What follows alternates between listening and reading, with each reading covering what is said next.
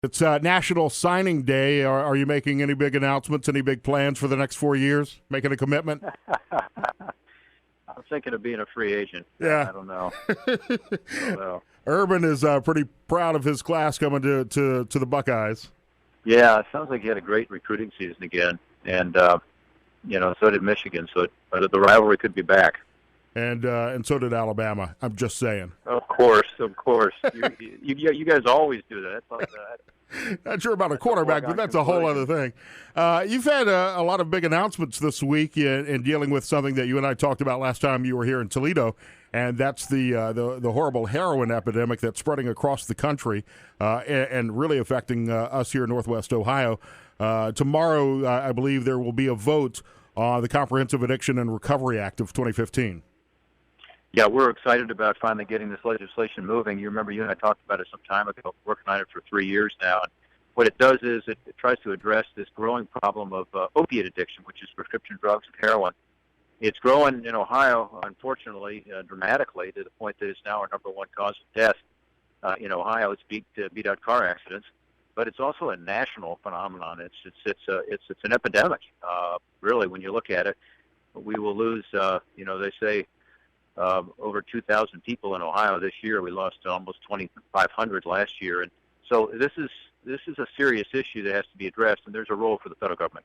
Yeah, I was amazed at some of the numbers here just in the Toledo area, where we saw an increase in the number of heroin-related or opioid-related overdoses from like 2 and 3 in 2009 to 400 just last year.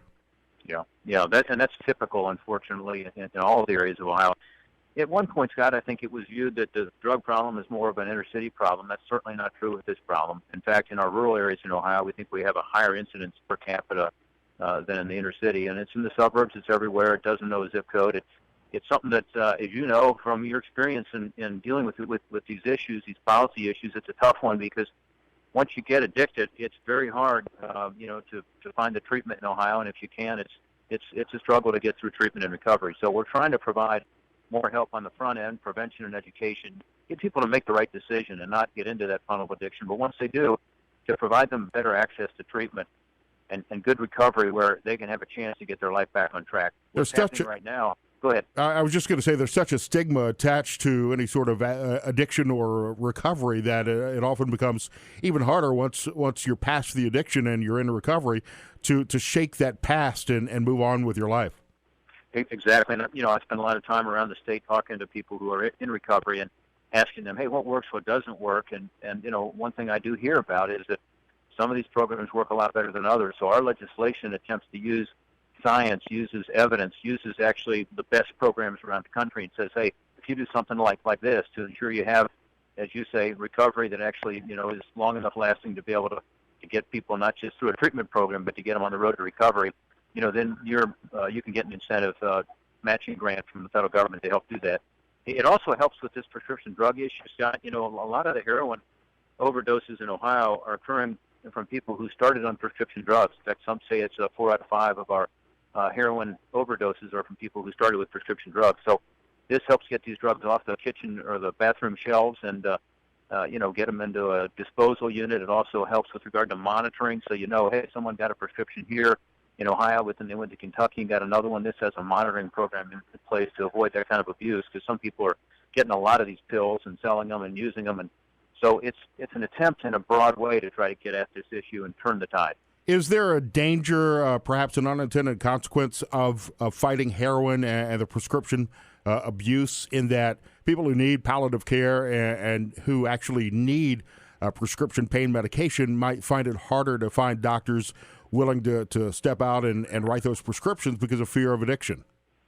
Yes, I think that's true, but it's a risk worth taking in my view. And look, I'm just, maybe too focused on this issue, and it's meant too many people who became addicted because they injured themselves and they were overprescribed medication. And, doctors said, hey, take a couple of these pills for a couple of days, give the guy 60 pills. Well, 3 weeks later, the guy's addicted, and he's looking at how to get more pills, and eventually finds out that heroin is much less expensive and moves to that. And so I think we've got to really crack down on the oversubscribing. And there are provisions in this bill to help us come up with better ways to deal with pain. I mean, one of the things that I'm learning from talking to people who are, at these pain clinics and so on, is there are other medications that are not narcotic, that aren't addictive, that can be used, and there's, other ways to try to treat pain that can be effective. It might take a little longer, but there's just too much of a temptation, I think, by some doctors to simply say, hey, here's a pill, call me in the morning, rather than to try to deal with some of the underlying causes of some of the pain chronic pain that people experience. Now, Senator, is that going to move you a little bit into that gray area? You're talking about pain maintenance. Would you ever consider the legalization of marijuana, at least for medicinal purposes, because that is often cited by a lot of people in pain as one way that they find relief? Yeah, as you know, I have been involved in this anti-drug effort for well over 20 years, and I'm a big believer in prevention education. Started my own anti-drug coalition back home, and I do believe that marijuana is a gateway drug, and frankly, a lot of people who are addicts have told me that. But I also think that there is a way for us to come up with a smart distinction here between marijuana legalization, which I totally oppose because of that reason. I really think it'll be negative for not just our young people, for everybody, and the appropriate medical use. And so I think there is a way to both provide some of this pain relief, but not lead us down this road of legalization and increasing drug use. Is it somewhat hypocritical to not legalize marijuana and have alcohol legal? Well, they're different, and if you talk to police officers who deal with this issue every day, they will tell you that. It's also a question of gateway. The marijuana tends to lead more than alcohol does as a gateway to other drugs. So I just think it's the wrong message to send to particularly our young people. They say that the two most important factors are a sense of societal approval or disapproval. And certainly if you're legalizing, that says society says, hey, this stuff's okay. And then second, it's what you learn from your family and your parents. And for a parent, like me or you kind of wonder sometimes if you're really influencing your kid's behavior. But we do, and we can, and every parent ought to engage, or caregiver where there's not, a father at home, or sometimes a kid who's in foster care. You've got to provide that message to young people, and part of it is the sense that society does not approve of this. That influences their thinking, and that's what all the research shows. So I think it's an important distinction between alcohol and marijuana. I also think, alcohol abuse is a problem too, and we can't ignore that. But to say this it's the same in terms of legalization, I think is not accurate. One of the things that your bill do will make the availability of naloxone or Narcan to law enforcement agencies, to first responders, which is just an amazing drug that I've seen in action before while I was on a ride along. It just immediately overcomes the effects of opioids. But earlier this week we had an announcement that CVS would begin across the state selling or making available the same drug without a prescription to have available for in-home use as an emergency. Do you think that's sending the wrong message, that you can have the naloxone available at home if you might live with someone who is abusing heroin, abusing opioids, just in case, rather than seeking help? We've got this as a fallback plan in case there's an emergency. Yeah, I think you raise a really important issue. As usual, Sands, you're raising the tough issues here. But I think it's such a crisis right now in Ohio that we've got to have that available. That's why it's in our legislation.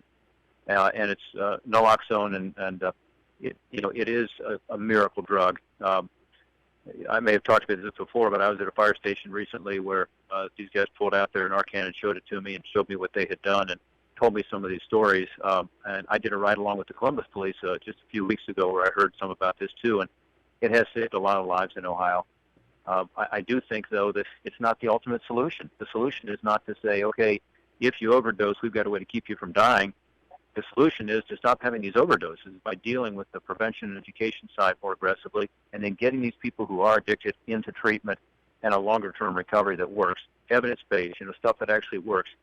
And the final thing I will say, Scott, on that is, if they're faith-based groups, in my view, they tend to be more successful. So it's not just about going through some process. It's about helping people to have a transformative experience where they realize, the value of their life and realize that this is ruining their lives.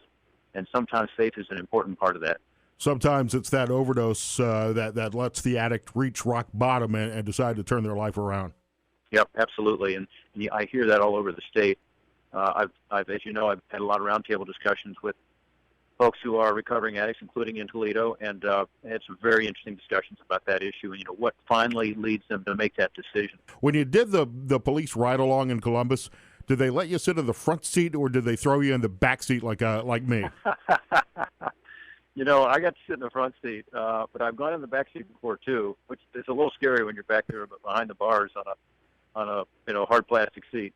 But these police officers, and for that matter, these first responders generally, the people who fight our fires, for the most part, have medical training and are also first responders. They do an amazing job, and they're out there in the community half the time more like social workers than they are law enforcement officers. And God bless them. They're doing their best. Sometimes they're not given the support that they need. So I think we need to realize that a lot of those guys are on the front lines with helping people who are overdosing and trying to deal with their problems. They're not trying to arrest them, frankly. That's, I think, kind of a fiction out there that police officers are throwing everybody in jail who's a user of drugs. They're trying to get them into treatment. They're trying to get them not to kill themselves with an overdose. And the most frustrating thing for them is to go back and apply naloxone at the same time to the same individual. They want to get these people into a detox unit and get them into some treatment so that they can turn their lives around and they don't have to keep going back to deal with their issues. Now, I got to ask, where is the money to pay for the Comprehensive Addiction and Recovery Act coming from? Well, it is paid for. It does not further the deficit. We took it out of some other funding that we think is less effective. Also, there was an appropriation made at year end that we have now provided the authorization for, meaning we said, okay, this is how this money ought to be spent, which, by the way, gets support from groups all around the country. We brought in all the experts to say, hey, if you had some money, where would you spend it? And so it is evidence-based, it's science-based, it's based on what actually is working around the country. And that's one thing that's good about the legislation and why we've got bipartisan support and why I hope we can get this thing done. Even in the next few months here, let's get something done. I mean, this is an election year, but it's the time for us to actually address some of these big issues, and one certainly is this epidemic we have around the country of heroin and narcotic drug addiction. We'll put all the information about the act up on our website at WSPD.com, and Senator Portman will talk with you again soon, I hope. Always great to talk to you, Scott. Take care.